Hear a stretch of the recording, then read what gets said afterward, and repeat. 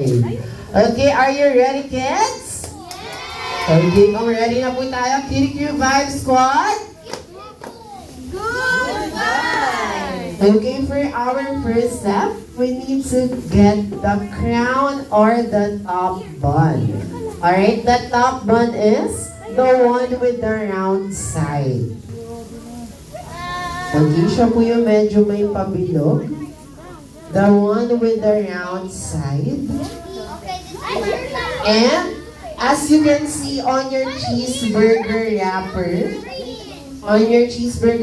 there is a line in the middle. Put your top bun on the center of the line.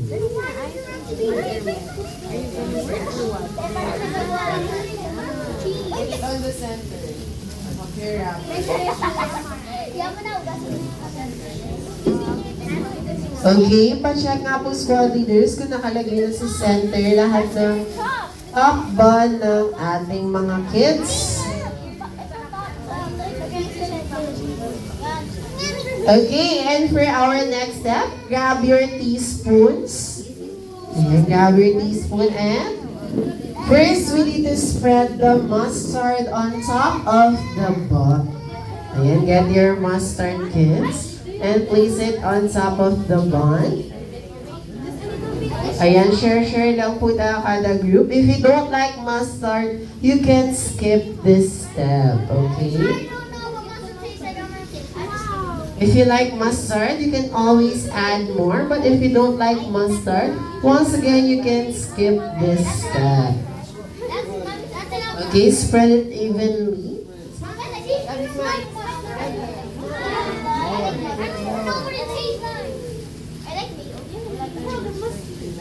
Okay, share lang po tayo sa mustard.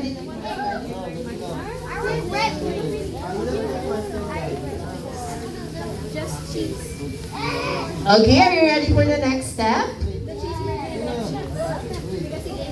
Alright kids, for the next step, using the same teaspoon, grab a decent amount of ketchup and place it on top of the mustard. Ayan, lagay lang po natin yung ketchup sa loob ng mustard.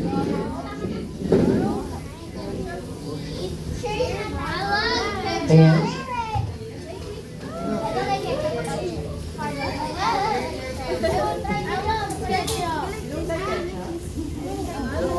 Okay, if you don't like ketchup, again, you can skip this step.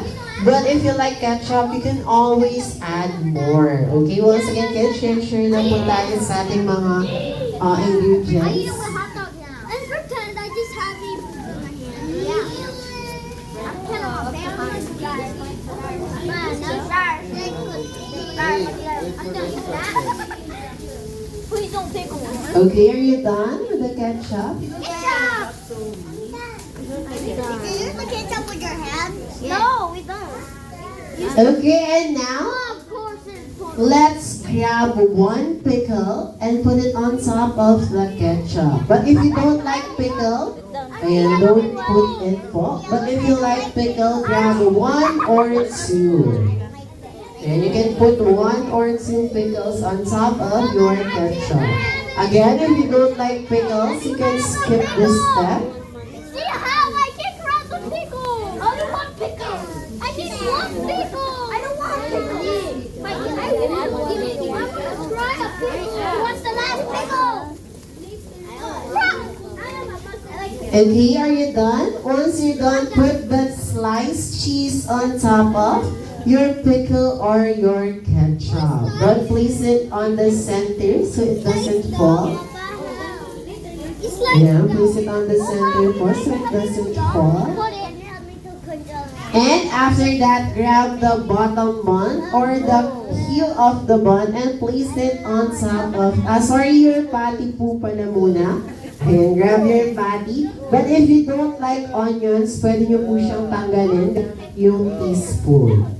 Okay, if you like your patty with onions, you can remove it using your teaspoon. Sia, look, smile. Okay, and after that, you can finally place your bottom bun or the heel of the bun on top of the Patty. Raven. Okay, but we're not done yet, kids. You will learn how to properly wrap your cheeseburger. Okay, place your cheeseburger upside down on the center of your wrapper. Kailangan yung nasa taas, kids, is yung bottom bun. Okay, kailangan yung bottom bun yung nasa taas. Ayan, kailangan yung bottom bun yung nasa taas. Okay, and now, turn your wrapper towards you. So, parang magiging patayo dapat siya, kids. Ayan, turn your wrapper towards you. And, grab the top part of your wrapper and place it on the center of your cheeseburger. And hold it like this. Hold it like this. What if nag-workout dito na? And flip it back down. Okay, and tuck the sides.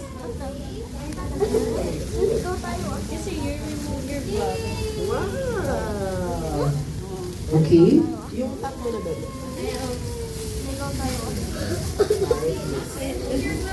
Naligaw tayo.